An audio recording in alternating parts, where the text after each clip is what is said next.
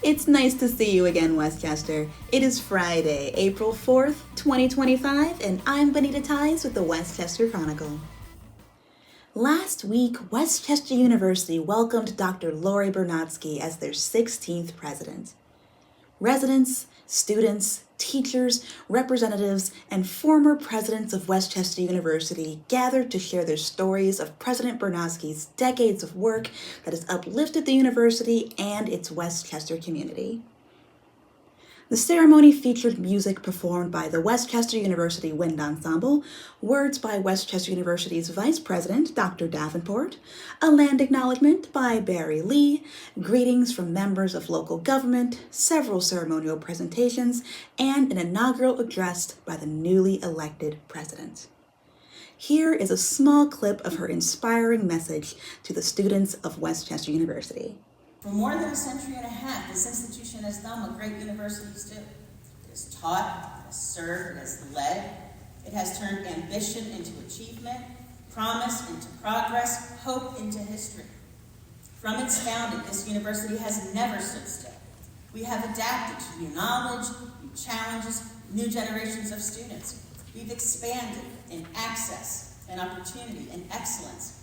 We have led, not by following the way things have been done, but by shaping the way things should be done. Some will say we've done enough, that our reputation is strong, that our success is secure. But Westchester wasn't made to stand still or tread water, and we will not start now. President Bernotsky took to the podium after being presented with the Presidential Medal and the Mace of Authority. He first acknowledged the uncertainty in the current era and the challenges that the university will face moving forward. Despite those challenges, President Bernotsky brought to light what it means to be awesome. Of course, getting from almost awesome to truly awesome is no easy task, and it's not an individual task. If we're going to get there, we must get there together. Everyone must play their part. So with that in mind, to our faculty, you are the heart of this institution. You do not simply transfer knowledge, you awaken curiosity, you ignite imagination, you cultivate leaders. A university is only as strong as its teachers, and Westchester University is strong because of you. So what's next? Awesome means breaking down barriers in education so we can ensure that every student, no matter where they come from, leaves here ready to lead, ready to serve, ready to succeed. Because education is not just about the next 4 years, it's about the next 40. Awesome is ensuring that every student, no matter their background, no matter their story, graduates not just with a degree, but with a mission. Because education is not just about knowledge, it's about purpose. We look forward to all that President Bernotsky will accomplish in her new role. You can watch the inauguration in its entirety by going to the link in the description below. This week, we got the chance to sit down with the winner of Westchester's 2024 Neighbor of the Year. We visited Cara Corridoni, founder of Hello Westchester, at her home office to talk about her project. Hi, my name is Cara Corridoni. I write Hello Westchester, which is a website and newsletter that focuses on news and events that are happening here in Westchester area. It comes out every Friday. It's just kind of a quick roundup, a recap of what's going on.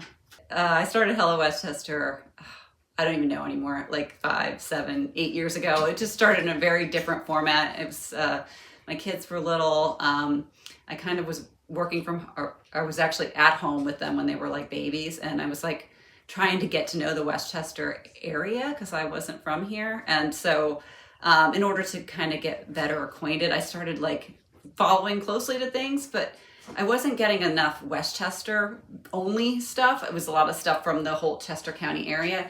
And when you're not from this area, it just becomes glaring how much is like not focused on Westchester. So I just started snipping it. So I originally just started taking like screenshots of like Facebook posts or Instagram things that I thought were interesting or little articles, and I would summarize them in a really short kind of weekly update. And then kind of it's evolved over the years, and now it's like a full-fledged newsletter. And it kind of started with like, when I started doing that, then I started asking questions, and maybe it was a start of a story, but it wasn't the whole story. And then I started writing stuff, and then people started telling me stuff, and then it kind of started growing and becoming more of like a full developed, newsletter that has like feature pieces that I write and report on, and it's just kind of grown since then. My favorite thing about Westchester and doing the newsletter each week has really been getting to know the community. Not just, news wise and what's going on, but like as a community, like the people. And one of my favorite things is when I'll bump into somebody and they're like, oh, I love your newsletter. And my neighbors and I were just talking about like the latest story last week. And I love that idea of people kind of getting a weekly heads up of what's going on, and then, taking it and chatting amongst each other and sharing that, and like kind of, discussing and like, bringing their own perspective, and then, hopefully maybe, taking it forward and paying it forward, or going to an event, just kind of keeps the borough and the whole Westchester community kind of gauged, and like it just gives it, I think there's a liveliness to this area that I love, and I think being a part of that has been really fulfilling. It's been a really big kind of a growth period. We changed like platforms last year, moved to an actual newsletter platform, and that's really it was a big lift getting everybody transferred over and really set up professionally and kind of this more model. So that was a big one, and now it's just kind of working on continuing to build it out and grow and kind of spread the word. And so Hello Westchester is at hellowestchesterpa.com. You can go to that website and you can sign up for the newsletter. Like I said, it comes out every Friday. So there's one coming up on this Friday. We're also on social media. So Instagram, Facebook are kind of the two that we mainly publish to. But if you search Hello Westchester, you'll find us. Thank you, Cara, for being Westchester's greatest neighbor. We're big fans of Hello Westchester, and if you watch our show, we think you'll like it too. You can find a link to Cara's newsletter in the description below. In a press release on Wednesday, April 2nd, the Chester County Food Cupboard announced that the United States Department of Agriculture has canceled the organization's food orders for the Emergency Food Assistance Program for the quarter, beginning on April 1st. The order cancellation includes cheese, pork chops, chicken breasts, and eggs, as well as other necessary goods, equaling a net value of about $250,000. The press release said, quote, "This food was destined to reach our most vulnerable neighbors whose income is 185% of the federal poverty level or less. According to federal guidelines, that would mean an annual income of slightly less than $29,000 for a single person, or slightly under $60,000 annually for a family of 4. According to the Census Bureau, approximately 34,000 Chester County residents are living in poverty and will be losing access to the food provided by these funds. The Chester County Food Bank also recently lost $145,000 through the Local Food Purchase Assistance Cooperative Agreement Program, which was used to partner with local growers to provide foods for neighbors in need.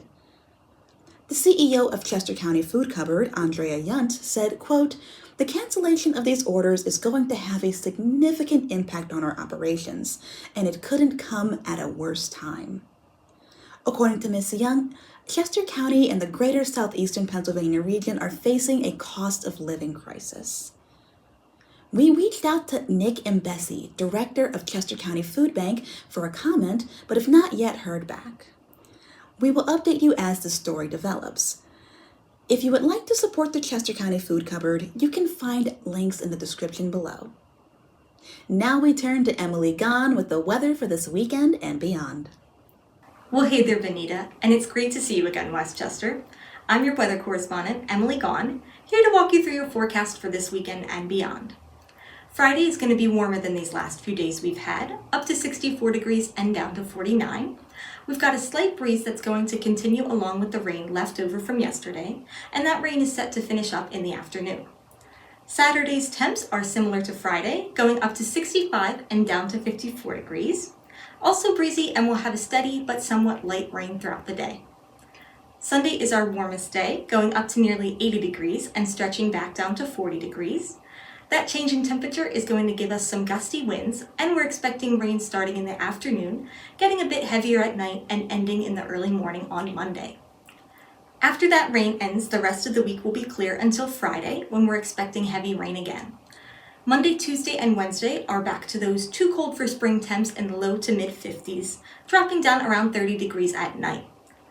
Thursday and Friday, we slowly start to warm back up into the mid 60s and down to the high 30s at night. We're looking for a steady breeze for most of the week, including Wednesday, which will have some strong winds with possible gusts up to 25 miles per hour, but it's nothing we don't feel every April. I'm looking forward to the warm temps this month, but maybe not all the wind and rain that it brings. Hopefully it won't interfere with any of the fun events we have coming up. Benita, any fun events?